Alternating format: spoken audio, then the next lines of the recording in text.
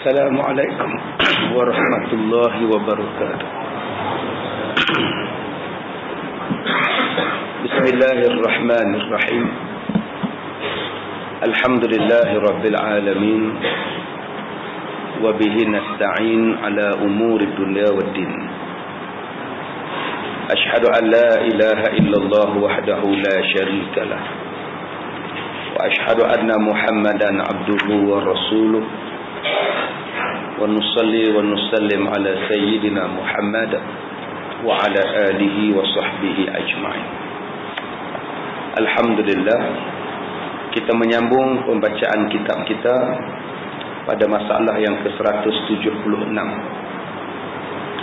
Kita berada di bawah tajuk berkenaan dengan bab yang datang pada menyatakan hadis yang membicarakan tanda-tanda mustahab diturunkan bala, dihapuskan rupa yang asal. Masalah yang ke-176, derhakakan ibu wa abqa ummah. Di antara benda yang menyebabkan diturunkan bala oleh Allah ialah apabila anak-anak derhaka kepada ibunya. Kita baca dahulu yang pertama sekali, tanda-tandanya ialah apabila harta ghanimah itu menjadi kepunyaan sebelah pihak. Yang kedua, amanah menjadi sumber pendapatan. Yang ketiga, zakat menjadi piutang. Yang keempat, suami yang mengikut isterinya. Dan yang kelimanya, anak-anak derhaka kepada ibunya. Seperti seorang mempunyai ibu, apabila bercakap ia dengan ibunya dikasar-kasarnya juga, itu tanda-tanda derhaka ataupun perkara yang disebut sebagai derhaka. Cakap kasar dengan ibu, tambah ibu tu pekak pula. Kadang-kadang ditengking ibu ni. Dia kata, payah Ustaz, muak saya bukannya dengar, pekak. Dia pekak satu hal, tapi kita bercakap dengan dia tetap dengan lemah lembut. Bukan kita boleh cakap kasar dengan dia. Sebab Allah Ta'ala sebut dalam Quran, perintah menyuruh kita ni bercakap dengan bahasa yang lembut, qaulan karimah. Dia bukan boleh cakap dengan kasar-kasar. Yang kedua, apabila disuruh ibunya akan dia, maka dia enggan dan tidak mahu dan bermacam-macam dalih yang telah diada-adakannya. Yang ni banyak berlaku dalam bab nikah dan kahwin. Bila mak tak setuju, bapa tak setuju, dia bantah ibu dia, dia bantah ayah dia. Macam-macam dalih dia kata. Dia nak juga dengan boyfriend dia, dia nak juga dengan girlfriend dia. Ini pun satu bentuk derhaka. Banyak sangat tuan-tuan yang jenis macam ni. Berkenalan dengan satu laki-laki, dipujuk-pujuk, dibawa lari. Sedar-sedar dekat Myanmar, naik motor pergi tuan-tuan. Lesen tak ada, IC apa pun tak ada, sampai pula. Dah sampai menyusahkan orang, sudah tak ambil pula. Ini contoh hari ni punya banyak anak-anak derhaka. Dan apabila ibunya minta tolong apa-apa lalu tidak diperdulikannya, ini dikira sebagai memutuskan silaturahim. Bila mak ayah minta tolong, bila mak minta tolong tak nak. Tapi kalau kawan minta tolong, cepat-cepat. Pantang buka mulut kawan, kelang kabut nak tolong. Tetapi kalau mak minta tolong, susah. Suruh balik kampung pun tak mau. Raya pun tak nak balik. Balik leman raya mak tak ada siapa di kampung, datanglah raya dengan mak. Tak boleh lah mak. Tiket tak ada lah. Tiket tak ada, minyak, tol naik lah, semua dia bagi alasan macam-macam. Padahal dia bawa isteri dia pergi berjalan Port Dickson. Orang raya puasa sembahyang di masjid, dia sembahyang di tepi pantai. Pasal tak suka dengan mak. Dan apabila ibunya melarang apa sesuatu yang tidak disukanya, langsung memaki ibunya dan disumpahnya ibunya itu. Dan apabila ibunya sakit, dibiarkan ibunya sakit. Tak ditengok, tak diziarah, tak dibantu. Sibuk dengan anak beranak. Dengan alasan kak dah bela. Dengan alasan adik dah bela. Maka kita yang tak bela ni tak payah tengok. Ini pun satu penyakit juga. Nak telefon pun tidak, datang pun tidak, nak bagi duit pada adik yang bela pun tak nak bagi. Adik-beradik ada 6 orang. Yang belanya siapa? Kak Long bela. 5 lagi adik-beradik ni. Jangan kata nak bagi duit pada Kak Long. Ziarah pun tidak. Datang melawat mak ni macam melawat orang-orang lain sakit. Nyembang 2-3 patah, tak apa lemak nak balik lah. Dia ziarah mak dia tu macam dia ziarah orang biasa. Tak rasa yang depan mata dia tu mak. Bukannya nak ambil berat pun. Peganglah kaki sikit, picitlah kaki 2-3 kali, lepas tu belah. 15 minit belah balik. Setengah jam belah balik. Ini contoh-contoh yang dikatakan sebagai anak derhaka. Maka yang demikian itulah setengah daripada rupa derhakakan ibu. Begitulah juga kalau derhakakan bapa. Apakala ada berlaku demikian, maka itulah satu tanda mustahik diturunkan bala. Tak nak bela, cakap kasar, sombong dengan bapa, sombong dengan ibu. Mentang-mentanglah pangkat besar, tak mengaku ibu. Ada orang yang tak nak balik kampung sebab malu pada isteri tengok rumah mak di kampung. Kebetulan rumah mak di kampung ni siling tak ada. Siling ni main tutup dengan kain je. Isteri bila tidur malam duk nampak kain tahan. Duk melenduk habuk-habuk tu, melenduk, isteri takut. Abang jomlah tidur kat pekan, kita carilah hotel-hotel bajet pun tak apa. Setengah sebab malu pasal bilik mandi mak dia tak ada tile. Geli dengan simen yang pecah-pecah. Bertakung pula, bagi selipar pula, selipar bergorak. Isteri geli nak pakai selipar. Jomlah abang kita pilih tempat lain. Geli mak ni. Suami pun ikut sekaki isteri tu. Tak apalah mak, tidur kat pekan lah senang. Isteri nak buat kerja, di sini tak ada wifi. Wifi tu menatang apa kata mak. Mak tak faham dah lah mak kata dia. Minta maaf mak ya, besok kami balik lagi. Sanggup tinggalkan mak. Mak tu bila tahu menantu nak balik, anak nak balik, ayam kampung ditangkap. Jantung pisang ditebang. Pasal anak menantu nak balik. Tapi bila balik, dia balik tu macam balik ziarah orang dia. Makan pun tidak, mandi pun tidak, teman tidur pun tidak. Ini contoh-contoh tuan-tuan perbuatan anak-anak derhaka. Maka Nabi SAW bersabda lagi, wa barra sadiqah wa jafa abahu. Dan berbuatlah baik serta berbudi kepada kawan handainya, tetapi berkasar-kasar dengan bapaknya. Yang keenam kata Nabi, wa barra sadiqah. Umat Islam di akhir zaman akan berbuat baik kepada kawan-kawan sadiq. Sadiq ni makna kawan sepercayaan. Yang itu yang dipercayakan sangat-sangat. Tengok internet berjam-jam, tengok muka mak berapa jam. Hari ni orang tengok internet lebih lama daripada tengok Quran. Lama tengok internet. Buka page sana, buka web sini, buka laman sana, cari-carian sini. Tak ada Google masuk Yahoo, tak ada Yahoo masuk IHA, semuanya ada. Tapi Quran dia tak tahu. Bukalah internet nak buat apa, semua dia tahu. Tapi bila orang tanya Quran, buka surah ni, dia tak tahu Quran tak mana. Sedangkan baca Quran tu wajib, buka internet tak wajib. Baca Quran tu wajib, mendalami Quran itu wajib, percaya pada Quran tu wajib. Tapi manusia jauh daripada Quran, dekat dengan internet. Ada anak yang tak renggang alik sekolah ni handphone, sampai tidur pun dengan handphone. Tak dengan siapa, dia SMS lah. Cuba tengok berapa kali dia SMS dengan mak dia, dia telefon dengan mak dia. Berapa kali dia SMS dengan bapa dia, lagi jauh. Baik, kita tengok huraian dia. Berbakti kepada taulan handai dan berkasar-kasar dengan bapa merupakan satu daripada tanda mustahak diturunkan bala. Iaitu seperti seseorang yang ada kawannya dan ada bapaknya.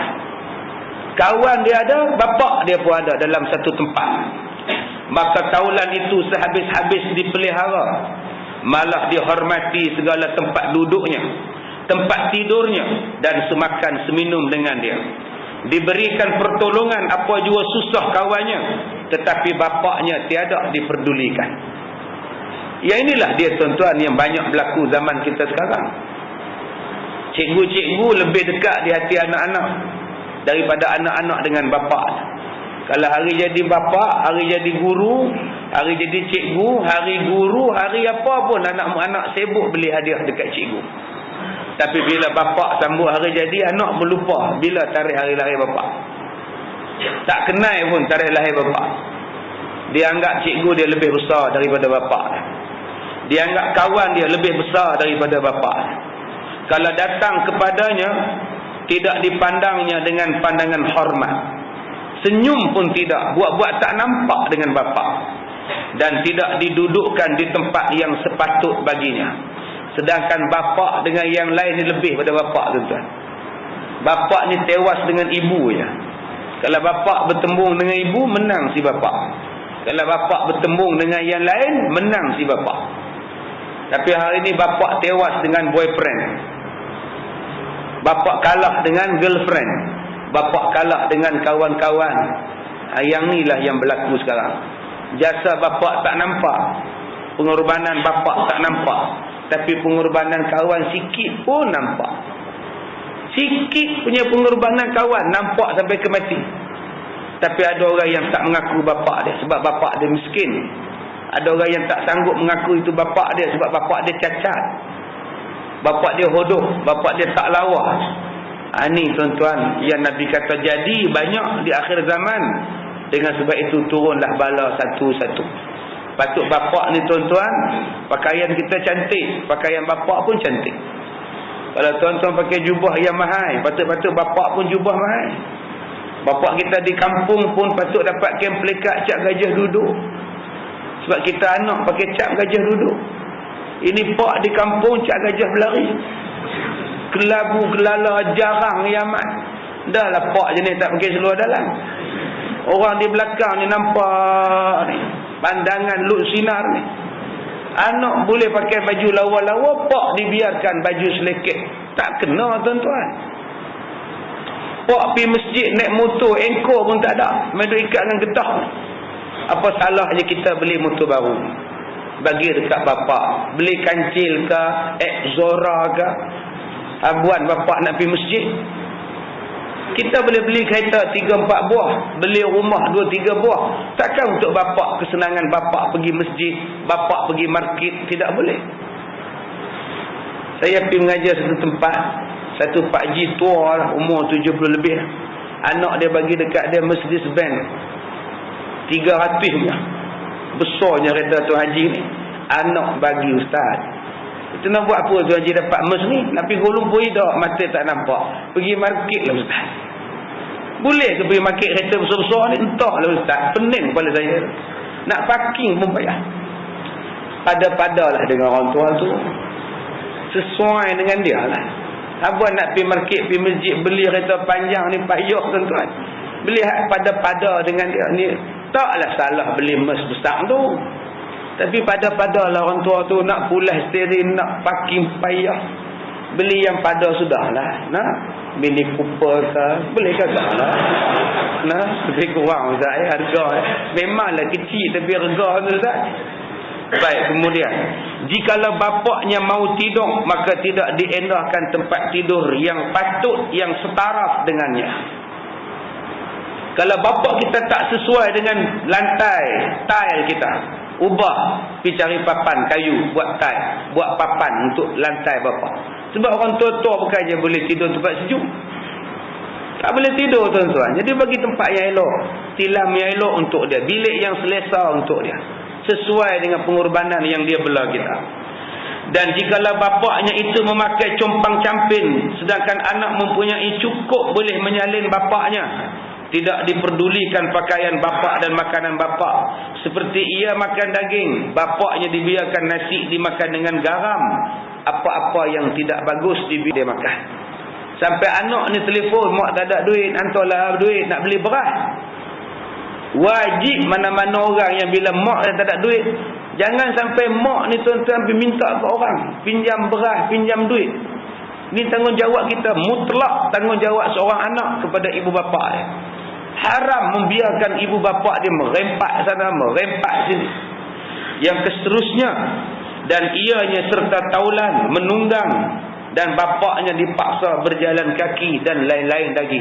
Contoh yang Nabi sebut, wa barra sadiqah wa jafa abahu. 3 benda ni digabungkan dalam satu perkataan. Yang pertama, aqqa ummahu, derhaka pada mak bapak, derhaka pada ibu.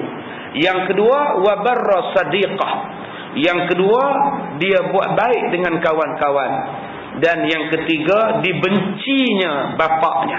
3 benda ni digabungkan sekali. 3 benda ni digabungkan sekali. Derhaka pada mak, baik dengan kawan, benci pada bapak. Kenapa jadi macam ni? Tuan-tuan cek baliklah. Kena cek balik tuan-tuan. Mungkin masa kita belum kahwin dulu ada benda maksiat yang kita buat dengan isteri kita. Kalau ada benda tak elok yang kita buat dengan isteri kita ke, dengan apa ke, dia main kesan pada anak-anak. Kena cek baliklah, jangan marah pada anak ya. Mungkin masa kita duduk bercinta dulu, semua pulau pergi dah. Zoom di pulau. Pulau Pangkul, Pulau Tiuman, Pulau Pisang. Semua jenis pulau pergi dah. Asal pulau pun pergi dah, walaupun tak pulau. Kesan dia ni dia jadi dah. Masa belum kahwin hari tu apa yang tak buat? Merendak sana, merendak sini. Kesan dia sekarang dia jadi pada anak-anak. Ataupun kita lawan mak bapak kita masa dulu-dulu. Kesan dia main pada anak-anak. Ataupun makan minum yang kita bagi pada anak-anak daripada kecil sampailah dia besar, kesan dia pun kepada mereka. Sebab itu yang pertama dipanggil sebagai kafarah. Sebagai kifarah atas apa yang kita buat, kesannya pada anak-anak.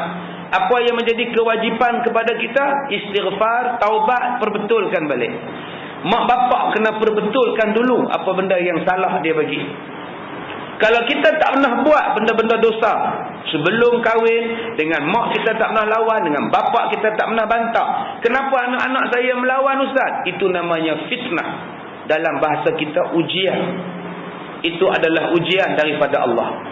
Kadang-kadang kita dapat harta yang banyak, tetapi Allah Ta'ala memberikan kepada kita ujian.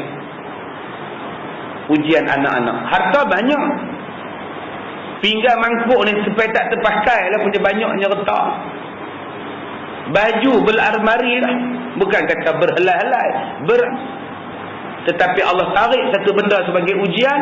Anak jadi ujian. Walaupun 2 orang aja anak, dia jadi ujian pada mak bapak. Ada orang yang anak dia bagus, ujiannya pula kemiskinan. Jadi bentuk ujian ni tuan-tuan, dia tak sama. Dia bukan sama di antara kita, tetapi kebanyakannya adalah sama, iaitu anak-anak punya hal. Anak yang degil. Bapa bercita-cita anak-anak jadi ulama, tapi anak-anak tak mau. Anak-anak nak jadi derok. Ya, berapa banyak anak-anak yang nak benda yang baik, bapa tak mau pula. Anak-anak nak masuk tahfiz, nak hafal Quran. Ya, nak hafal Quran. Bapa pula tanya, tahfiz ni ustaz ada SPM ke? Saya bukan apa ustaz, takut dia tak boleh maju. Tak boleh maju ke hadapan sebab tak ada pelajaran CJ. Mana maunya hafal Quran je ustaz? Ini pun masalah juga. Pertemuan ini berlaku. Ini adalah sebagai satu bentuk ujian kepada kita. Kadang-kadang lagi dahsyat, ujiannya sudahlah miskin, anak pula jahat. Yang ni ujian lagi teruk. Innama amwalukum wa auladukum fitnah. Anak kamu dan harta kamu jadi fitnah. Yang tu lagi haru biru. Dah lah semakin papa kedana melarat, anak pun jahat. Tu nama dia mak tanggang.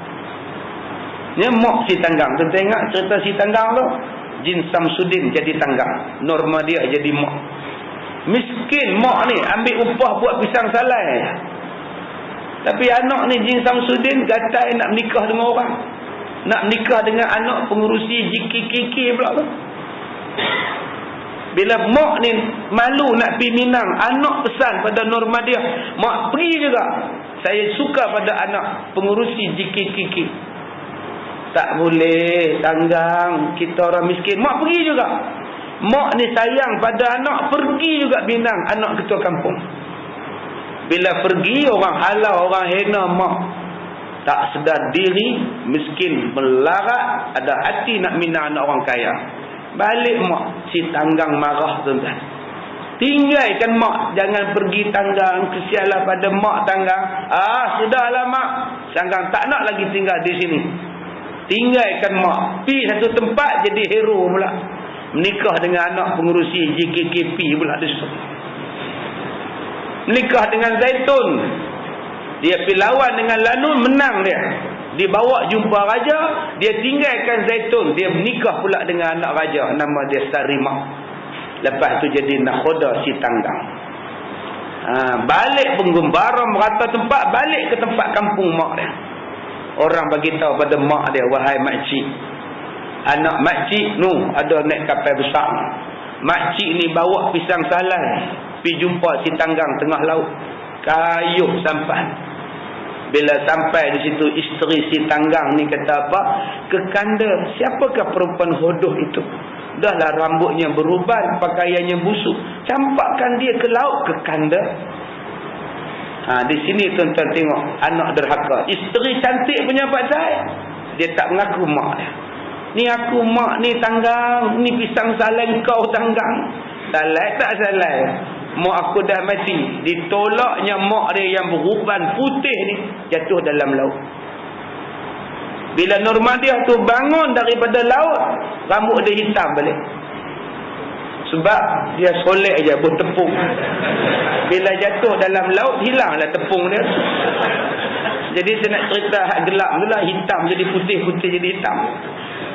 Baik, kemudian Nabi sabda lagi, wartafa'atil aswatu fil masajid. Dan hingar-bingar dengan meninggikan suara, tempik dan sorak di dalam masjid. Payah tuan-tuan, saya mengajak ni, saya malas, payah. Lagi tuan-tuan tak setuju pula. Bila saya kata ni, lagi tuan-tuan tak setuju. Dah, payah tuan-tuan mengajak ni, payah. Kemarin saya dapat satu surat.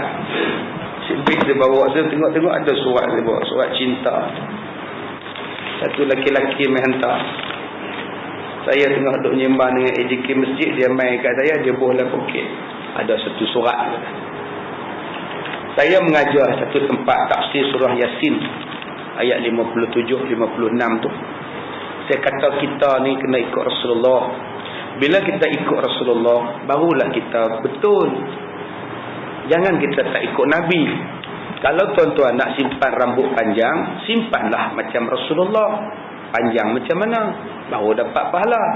Kalau kita jadi Bilal, belajarlah macam mana Bilal Rasulullah. Muazzin Rasulullah Abi Mahzura. Muazzin Rasulullah Bilal bin Rabah. Muazzin Rasulullah namanya ialah Abdullah bin Maktum. Kena belajarlah macam mana Nabi mengajar sahabat-sahabat ini azan.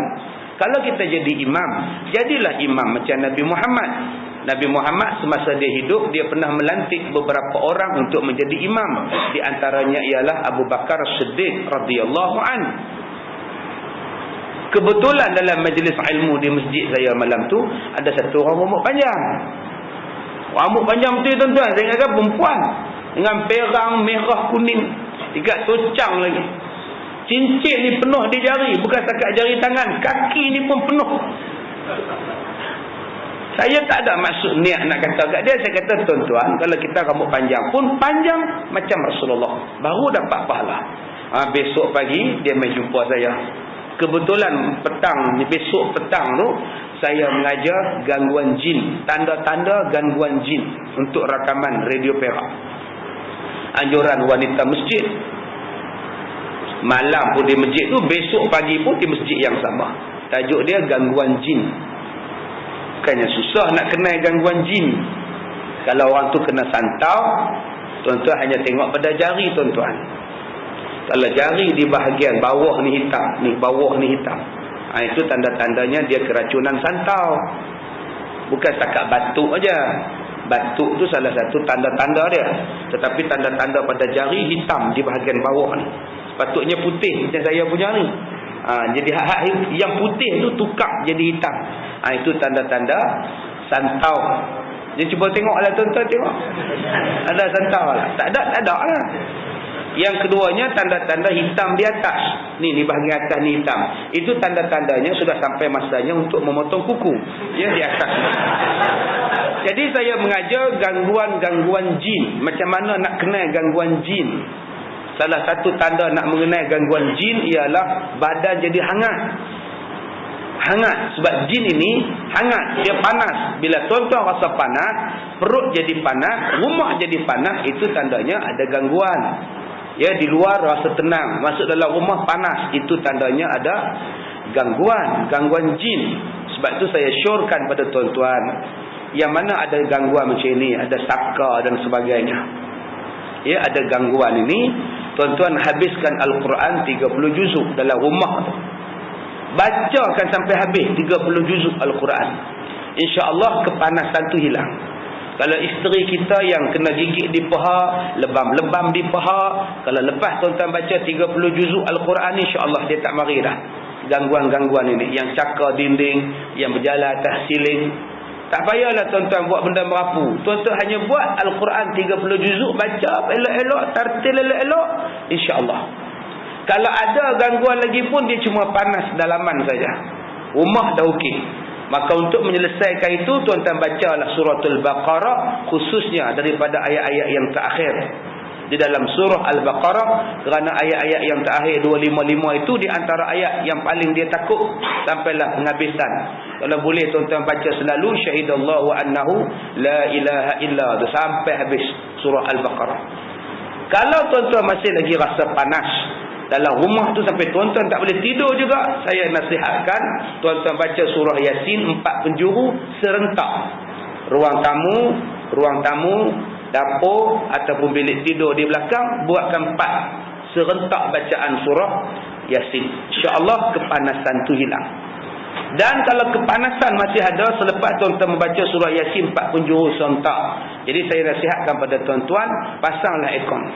InsyaAllah dia akan menyejukkan rumah tuan-tuan. Jadi saya cerita buat gangguan jin. Dia mai jumpa saya, dia bagi ni dia ni, surat dia ni. Saya simpan ni kenang-kenangan. Nanti saya buat frame. Salah satu gangguan jin terhadap orang-orang alim yang berceramah. Pasal petang tu saya buat tajuk gangguan jin. Dia kata gangguan jin ialah berhati-hati semasa bercakap di dalam majlis ilmu, supaya jangan dengan sebab kita punya percakapan, orang-orang yang baru nak jinak-jinak dengan masjid dan majlis ilmu tersinggung dan malu, dan hilang kekuatan untuk jinak-jinak dengan masjid dan majlis ilmu. Mana saya tahu dia baru berjinak ke apa, mana saya tahu. Saya cerita macam mana nak ikut Rasulullah. Ustaz tegur orang yang berambut panjang malam tadi di majlis orang ramai. Orang yang berambut panjang itu adalah Ahlul Bait sallallahu alaihi wasallam. Dia adalah sepupu saya, namanya Said Al-Husin radhiyallahu anhu. Tentang dia. Kalau otak dia radhiyallahu anhu. Yang boleh bubuh radhiyallahu anhu ni tuan-tuan sahabat Rasul. Tuan-tuan jangan duk bubuh Ustaz Zuhair radhiyallahu anhu. Jangan tuan-tuan. Mana boleh. Imam Syafi'i pun kita tak bubuh radhiyallahu an, kita bubuh rahimahullahu taala. Sahabat Nabi je kita bubuh radhiyallahu an. Sebab Allah kata dah, sahabat-sahabat Nabi ni aku redha pada mereka dan mereka redha pada aku. Sebab itu kita semua sahabat Nabi kita bubuh radhiyallahu an. Walaupun ada sahabat Nabi itu yang dah jadi isteri Nabi, tetapi tak mau duduk dengan Nabi pun ada, tetap kita panggil radhiyallahu anha. Ada tuan-tuan seorang isteri Nabi namanya Asma binti Nu'man. Asma binti Nu'man ni kahwin dengan Rasulullah. Bila kahwin dengan Rasulullah, malam tu Rasulullah panggil dia, Asma, marilah sini. Bila dia panggil Asma, Asma kata a'udzu billahi minka, aku berlindung dengan Allah daripada kamu wahai Muhammad. Dia tak mau pergi kat Rasulullah. Rasulullah kata, kalau kamu dah minta lindung dengan Allah daripada aku, maka aku ceraikan kamu. Dah jadi isteri Nabi pun tak mau ke Nabi tuan-tuan. Asma ni pun walaupun dia buat macam itu pada Nabi, tetap kita kena panggil dia radhiyallahu anha. Sebab dia sahabat Nabi. Dia tuan-tuan jaga-jaga ni. Ada tuan-tuan yang isteri macam itu. Ya, ada beberapa orang isteri Nabi, malah ada isteri Nabi yang diceraikan oleh Nabi ketika berkahwin dengan Rasulullah, bercerai. Di antaranya ialah Hafsah binti Umar Al-Khattab radhiyallahu anhumah. Hafsah tu anak Sayyidina Umar, janda, tak ada siapa nak ambil dia, Nabi ambil. Bila kahwin dengan Nabi, beberapa satu ketika Rasulullah menceraikan Hafsah ini. Bila diceraikan, bila Sayyidina Umar tahu yang anak dia kena cerai, Sayyidina Umar ni pergi ke tanah, ambil tanah ni, letak di muka, letak di kepala ni sambil duk marah, duk tepuk muka. Katanya, ya Allah, kenapalah anakku macam ni? Kenapalah ya Allah, ampunkanlah aku ya Allah, turunkanlah rahmat pada aku, kesialah dekat aku. Anak dah jadi isteri Nabi, anak pula buat hal.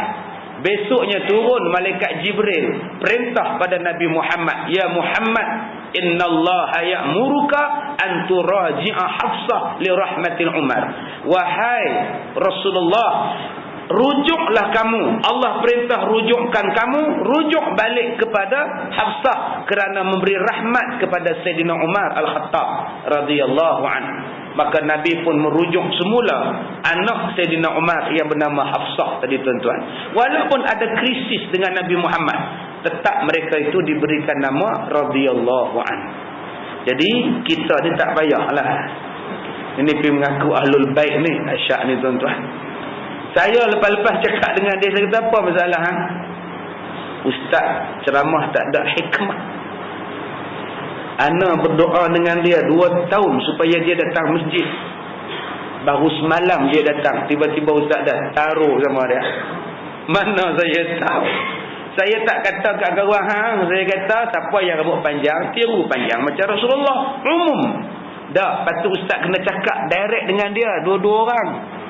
Saya kata dalam bab mengajar, mana ada cakap direct 2 orang. Rasulullah kalau dia mengajar depan orang ramai. Rasulullah kalau dia mengajar di depan orang ramai. Macam satu kisah yang berlaku di Masjid Al-Khaif. Masjid Al-Khaif ni tuan-tuan, masjid yang dibuka setahun sekali ketika waktu wukuf di Mina. Masjid ni setahun sekali je buka, sampailah macam tu juga. Nabi semayang subuh di masjid ni. Bila Nabi semayang subuh di masjid ni, habis Nabi semayang, Nabi macam kita lah, Allahumma antas salam wa minkas salam. Nabi mengadap. Bila Nabi mengadap, Nabi nampak 2 orang tak semayang. Relax duduk belakang, relax tak semayang. Tengah Nabi duduk zikir ni, Nabi tengok mereka 2 orang ni tak semayang. Nabi kata pada sahabat, kamu pergi panggil 2 orang lah. 2 orang ni datang depan orang ramai ni dalam keadaan terketar-ketar tuan-tuan, takut Nabi marah. Nabi soal, kenapa kamu tak semayang bersama kami yang semayang subuh? Kata 2 orang sahabat tadi, kami dah semayang tadi dalam perjalanan nak datang ke masjid, kami semayang siap-siap. Jadi bila kami datang ke masjid, kami nampak orang sedang semayang, tak payahlah kami semayang sebab kami dah semayang. Kata Rasulullah, lain kali kalau kamu dah semayang, bila kamu tengok orang semayang berjemaah di dalam masjid, kamu ikut orang tadi semayang berjemaah, kamu dapat pahala sunat. Datang semayang juga. Lain kali jangan buat. Nabi tegur depan orang ramai. Adakah 2 orang sahabat tadi nak tulis surat pada Rasulullah? Antara gangguan jin? Tak ada tuan-tuan. Ini yang kita kena faham. Tapi setengah orang dia tak faham. Bila tak faham, sebab tu ustaz jadi takut nak mengajar. Ustaz jadi takut nak mengajar, takut kena buang, takut kena interrupted pula tengah-tengah duk mengajar, mai bangkit pula duk pompa. Jadi ustaz pun tak beranilah mengajar. Pasal apa? Pasal takut jadi macam itu. Yang ni yang saya kata tadi, masalah hingar-bingar di dalam masjid. Baik, kita tengok apa masalah dia ni. Sesungguhnya hingar-bingar dalam masjid telah banyak berlaku di zaman kita. Istimewa pula di dalam masjid Jami' yang besar-besar dalam negeri Mesir. Pengarang kitab ni cerdik tuan-tuan. Dia tak pernah kata tempat kita, dia kata Mesir saja. Jadi orang kita tak marah kat dia. Tapi awal-awal dia kata banyak berlaku di zaman kita. Kita ni maknanya zaman Allah. istimewa pula masjid Jami' yang besar-besar dalam negeri Mesir. Duk belakang dah. Baik. Sekarang ni serupalah tuan-tuan, masjid kita pun besar-besar. Semalam saya ceramah di sebuah universiti di Perak. Depan universiti ni, jauh sikit lah, dalam 500 meter, 200 meter lebih kurang. Masjidnya besar. Saya tunggu sampai 7.20, dekat-dekat nak masuk maghrib. Masjid ni tak ada siapa lagi datang, tuan-tuan. Besar ya amat. Saya agak-agak tak kurang 10 juta. Tapi orang datang semayang 10 orang pun tak ada. Pembantu saya kata, Ustaz, nak semayang sini ke kita nak semayang dalam U, Ustaz? Saya kata, nak semayang apa, gelak-gelimat ni? Orang tak ada, kita pun takut. Jomlah kita pergi semayang dalam universiti lah. Semayang dalam Islam universiti. Masjid yang besar-besar, tapi tak ada orang. Tak apa jugalah, satu hal tak ada orang. Ni yang jadi masalah ni, dia kata masjid yang besar-besar, padahal dia kata masjid itu bukannya tempat berhingar-bingar dan tempat bertempik sorak. Bahkan masjid itu ialah tempat berbuat ibadat, iaitu rumah rahmat Tuhan. Sebab itu bila tuan-tuan mari ke masjid, jangan baca Quran kuat-kuat. Baca Quran pelan-pelan, jangan duk ganggu orang. Serupalah dengan berzikir pun. Berzikir pelan-pelan, jangan ganggu orang. Bila masuk waktu maghrib semayang, lepas semayang buka mikrofon, subhanallah, subhanallah, subhanallah. Ingat, ni rumah Allah. Walaupun berzikir, tolong hormat orang yang semayang di belakang. Ini pecah mikrofon, subhanallah, subhanallah, subhanallah. Pecah tuan-tuan. Tak makmur ni pun semayang ni. Lepas ia kena budu ayat apa pula tu, duk tercacau dengan subhanallah. Sebab tu tuan-tuan, dia suruh kepada kita hormat. Ini adalah rumah Allah. Bila sebut rumah Allah, pelan-pelan. Pelan-pelan. Buat pelan-pelan. Zikir pelan-pelan. Baca Quran pelan-pelan. Habis tu ustaz, yang ustaz ngaji kuat-kuat tak apa pula. Ni yang ustaz mengajar kuat-kuat. Ini kan majlis ilmu. Majlis ilmu kan wajib. Tak payah tuan-tuan zikir. Sekarang tujuannya, tumpuannya ngaji. Tak payah tuan-tuan sekarang ni pergi baca Quran di belakang. Tak dapat pahala tuan-tuan. Baca Quran tu sunat. Main mengaji ni wajib. Tinggalkan Quran sekejap, tinggalkan tasbih sekejap. Tumpu mengaji. Sebab ada setengah orang bila dia orang belajar, orang mengajar, dia duk zikir. Tu dia tasbih subhanallah, subhanallah, subhanallah. Bila ustaz tu geleng pula, dia pun geleng pula subhanallah. Dia tidak akan jadi tuan-tuan. Sebab Allah kata, ma ja'alallahu li rajulin min qalbayni fi jawfi. Manusia ni tidak dijadikan oleh Allah dua hati dalam satu masa. Dalam masa yang sama dengan khutbah Jumaat, tiba-tiba tuan-tuan berzikir, tak dapat khutbah, tak dapat zikir pun tak dapat. Letakkan dulu tasbih, tumpukan pada khutbah. Sebab ada orang yang macam itu. Dia mengaji tapi duduk berzikir. Dia dapat apa? Dua-dua tak dapat. Nak berzikir, zikir saja. Nak mengaji. Nak baca Quran, baca Quran. Tetapi tuan-tuan, baca Quran itu sunnah. Berzikir itu sunnah. Bila tuan-tuan bertemu dengan majlis ilmu, mengaji elok-elok. Dan jangan buat bising. Yang seterusnya dia kata, ini adalah rumah rahmat Tuhan. Pada kira-kiranya siapa yang masuk dalam rumah rahmat Tuhan, tidaklah patut hingar-bingar.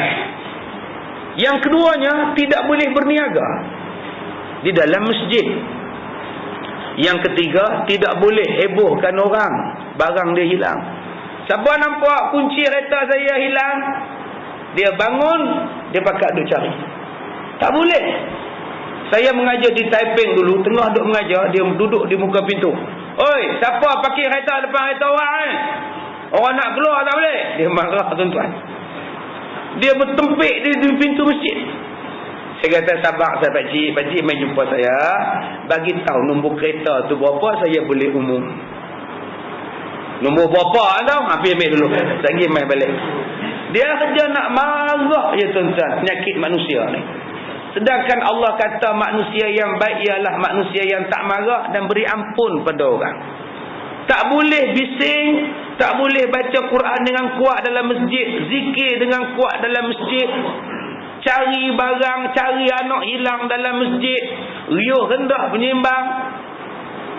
Nak menyembang tu kedai kopi.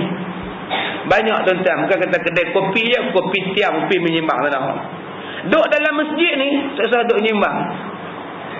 Susah duk menyembang tentang FC Porto yang kalah dengan Manchester United. Ini tak habis-habis tuan-tuan. Bola. Tak payah. Tambah kita dalam masjid ni politik. Nyembang saja habis tuan-tuan. Sudah, politik, okey, nyembang di bawah. Bawah bukan masjid, penyembang. Ini rumah Allah. Rumah Allah dia ada undang-undang. Bukan kata politik tu salah, tak salah. Tetapi menyembang ni sampai benda menjadi hingar-bingar. Kena pula politik tu tak ngam dengan kita pula. Apakah duk berlawan tempik? Lah kalian bergaduh datang masjid. Yang ni yang Nabi tak bagi. Masjid bukan untuk bergaduh. Masjid bukan untuk bertempik, bersorak dan sebagainya. Dan katanya, tidaklah sepatutnya berpaling daripada berbuat ibadat. Boleh kita misalkan seorang yang masuk ke rumah raja besar. Tuan-tuan misalkan masuk dalam istana. Bolehkah langgar laku dan buat riuh rendah dan hingar-bingar? Bukankah kalau diperbuat demikian, seolah-olahnya melintangkan diri biar diazab oleh raja besar? Kalau orang pun tuan-tuan masuk rumah tuan-tuan menjerit-jerit, tuan-tuan marah? Duk masuk dalam rumah tuan-tuan buat bising, tuan-tuan pun marah. Kalau rumah kita sendiri kita marah, ni rumah Allah. Rumah Allah ni tuan-tuan, ludah dalam masjid haram. Ludah dalam masjid haram. Nak ludah tu keluar, pergi ludah di belakang. Jangan tuan-tuan buka tingkap main ludah pergi keluar ke depan. Keluar ke tingkap, jangan. Nabi tak bagi tuan-tuan. Masuk dalam rumah Allah kena tahiyatul masjid. Duduk pula dengan niat i'tiqaf. Dia bukan macam rumah orang main melawak, main lewat, main tidur, main lunjuk kaki tak tentu halal. Semua ada peraturan. Sehinggalah Allah kata nak masuk masjid ni kena lawa-lawa pakaian dia. Kena wangi-wangi badan dia. Kena cantik-cantik pakaian dia. Khudhu zinatakum 'inda kulli masjid. Begitu peraturan rumah Allah Subhanahu wa taala. Jadi kita kena tengok, adakah peraturan sebagai rumah Allah kita buat dianya sebagai rumah Allah ataupun sebagai rumah kita. Ikut suka je cara nak duduk, cara nak tidur, cara nak berjalan, cara nak berlari. Sebab tu Rasulullah melarang kita berlari dalam masjid. Tu imam ni rakaat ketiga, tuan-tuan duduk di bawah lagi. Tuan-tuan berlari naik tangga tu terus lompat sampai ke atas.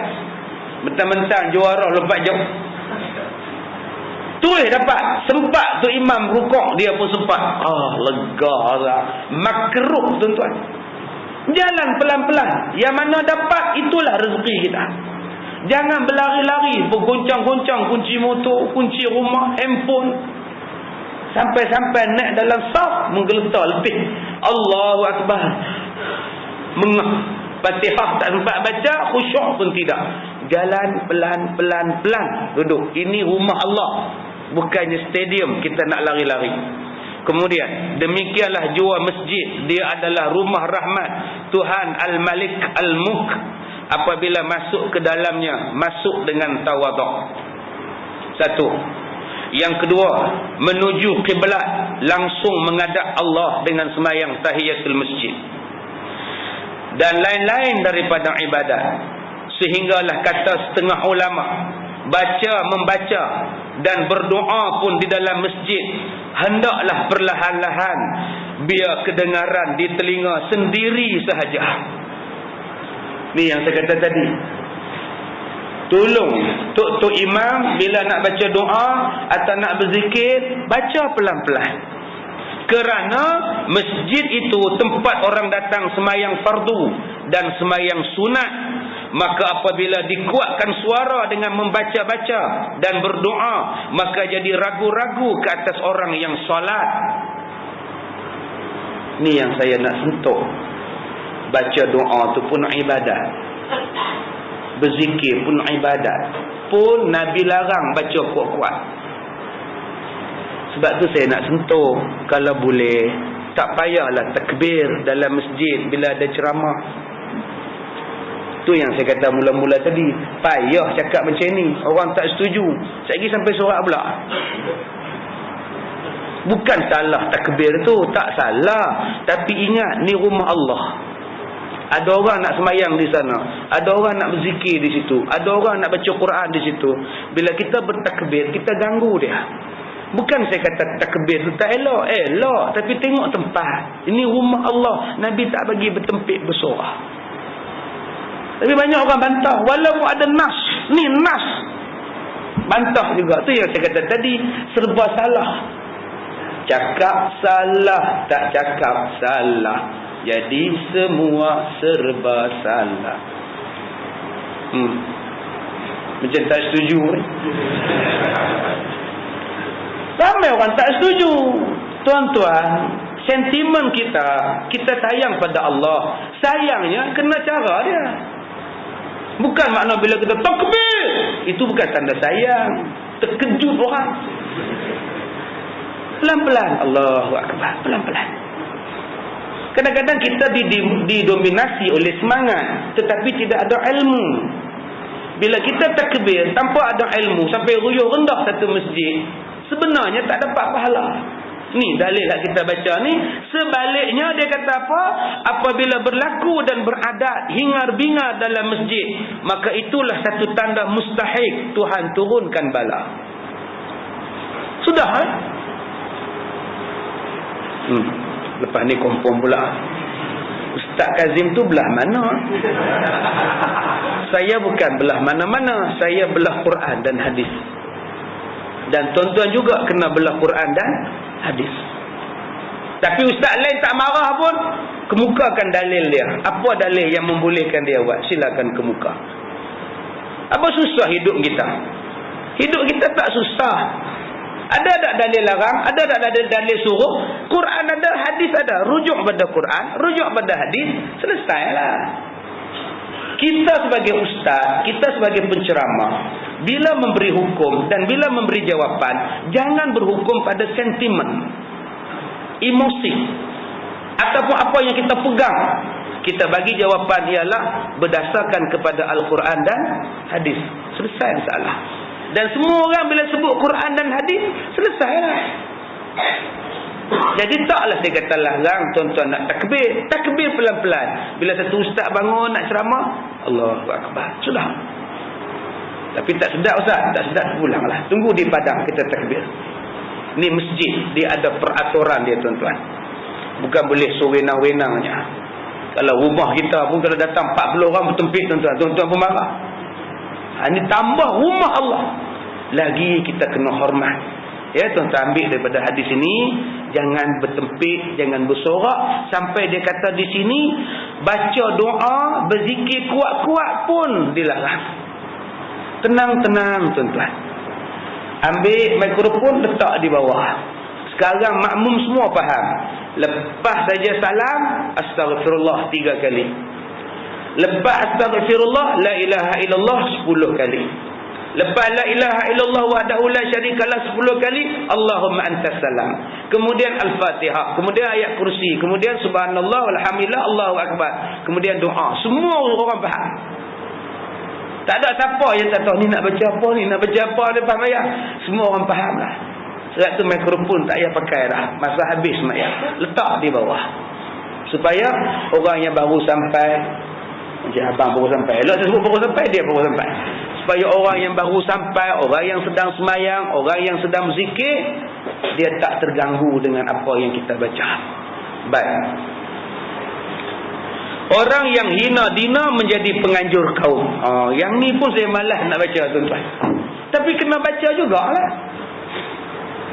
Pasal Nabi kata. Dan orang-orang yang mendengar ni janganlah marah. Sekali buang saya pula. Direkomendkan buang pula. Saya dalam bulan ni saja, minggu ni saja, dua tempat buang. Fitnah dibuang 2 tempat. Tak apalah, buat macam mana. Saya mengajak ni bukan kerana duit. Saya tak pernah minta pun berapa bayaran nak bagi. Orang bagi, ambil. Orang tak bagi, balik. Bagi tak cukup, tak datang dah. Apa susah ni tuan-tuan? Kan? Tak kisah saya.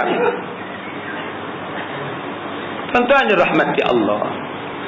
Sekarang ni cara nak buang ustaz, dia banyak strategi. Strategi lama, direct telefon. Ustaz, jangan datang lah. Kami dah terminate ustaz. Satu. Cara yang kedua, nak buang ustaz mengajar tu apa? Ustaz, malam ni kita ada program. Tak payah datang lah ustaz. Bertembung pula ustaz. Bulan depan pun macam tu juga ustaz. Bertembung dengan surau dekat pula ustaz. Itu tanda-tanda suruh berhenti. Jadi ustaz yang faham, dia faham lah. Tapi ustaz ni kadang-kadang dia tak faham, dia datang juga. Orang dah tak mau. Cara yang ketiga, tanda-tanda nak buang ustaz. Dulu bagi Elam mengajak 100, lah tinggal 50. Duit minyak 80, duit tu RM20. Balance kupang. Itu pun tanda-tanda nak buang ustaz. Tanda-tanda yang ketiga, tanda-tanda dia apa? Ustaz jangan datang. Pasal apa? Ni ada kenduri kahwin. Masuk bulan kedua senyap, masuk bulan ketiga senyap, langsung tak telefon. Yang ni yang datang jumpa saya 4 orang. Ustaz, kenapa tak mau mengajar surau kami dah? Kami dia tunggu ustaz Makji ni cakap. Macam mana saya nak mengajar? Telefon kata tak ada, kenduri lah, nak beranak lah, apa lah. Tak lah, kami tunggu ustaz, ramai tunggu. Lepas tu orang bagi tahu kata ustaz tak mau main, ustaz sibuk. Minggu depan pun kami tunggu juga. Depa main abang, ustaz sibuk. Saya kata tak lah. Depa telefon kata cancel. Ini cara modus operandi yang terbaru lah. Cara-cara nak buang ustaz ni tuan-tuan. Yang terbaru depa buang saya sebab depa kata saya ni kempen di Bukit Gantang. Merapu-rapu tuan-tuan. Haru biru tuan-tuan. Masa bila saya? Tuan-tuan keluarkan dalam internet. Depa duk heboh. Ustaz Kazim pergi kempen Barisan Nasional di Bukit Gantang. Masa bila saya pergi kempen? Tunjukkan tarikh, pentah mana, don mana, peti undi mana saya pergi kempen. Tak ada kerja tuan-tuan. Ni fitnah. Telefon saya tak mau. Kerjanya fitnah. Ni saya nasihat pada sahabat-sahabat saya. Pelajar-pelajar saya jangan duk dengar fitnah. Saya buka lah internet tuan-tuan, pening. Macam-macam orang fitnah saya.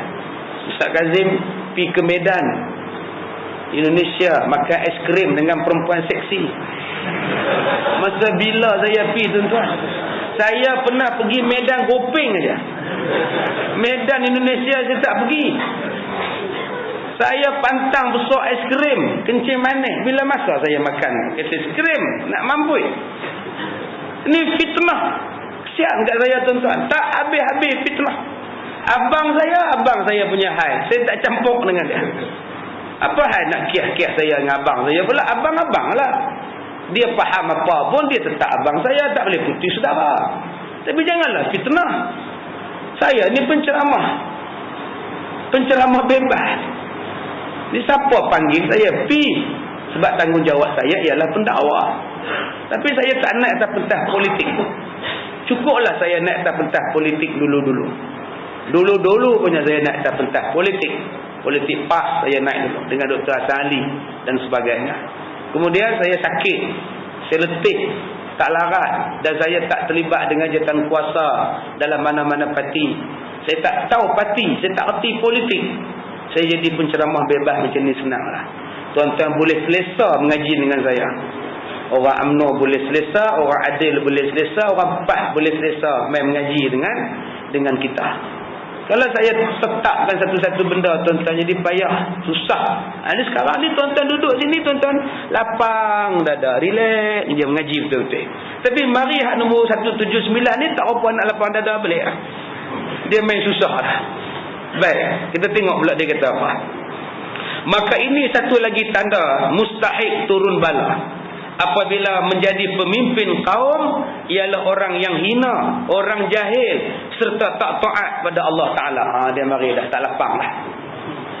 Bermula yang dikehendaki kaum itu ialah orang mulia dan orang-orang bertakwa, kerana firman Allah, inna akramakum indallahi atqakum, surah Al-Hujurat ayat 13. Yang bermaksud semulia-mulia di kalangan kamu di sisi Allah ialah orang yang paling bertakwa.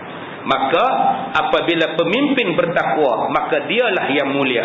Jika dia tidak bertakwa, maka dia jadi hina. Tanda-tanda mustahak turun bala, banyak pemimpin yang hina. Apa dia yang kata hina ni?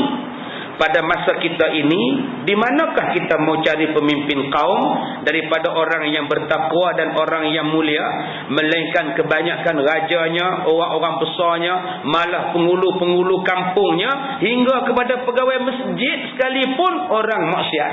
Sudah tuan-tuan. Ni bukan saya kata nah, ni kitab kata. Tuan-tuan nak gam-gam kitab ni. Dia kata ahli maksiat main lepak disko, main lepak kelab malam, tiap-tiap malam duk main judi, tiba-tiba jadi pemimpin. Yang inilah bala akan datang. Malah ada AJK masjid, tu imam masjid satu tempat tuan-tuan.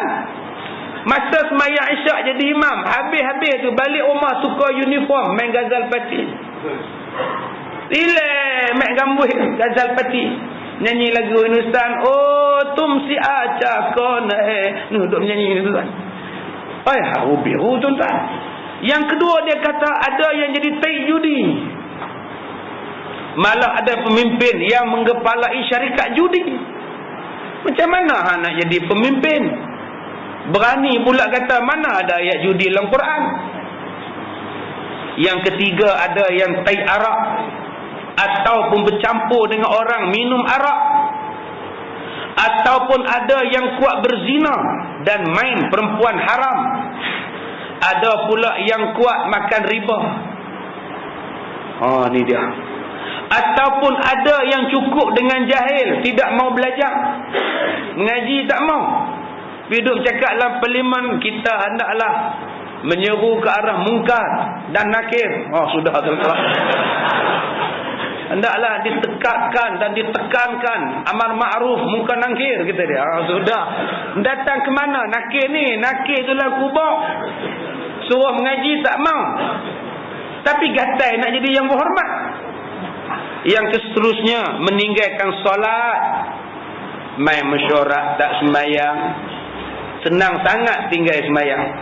Sembahyang ditinggalkan hanya kerana mesyuarat, hanya kerana sibuk dan meninggalkan barang-barang yang difardukan oleh Allah Ta'ala.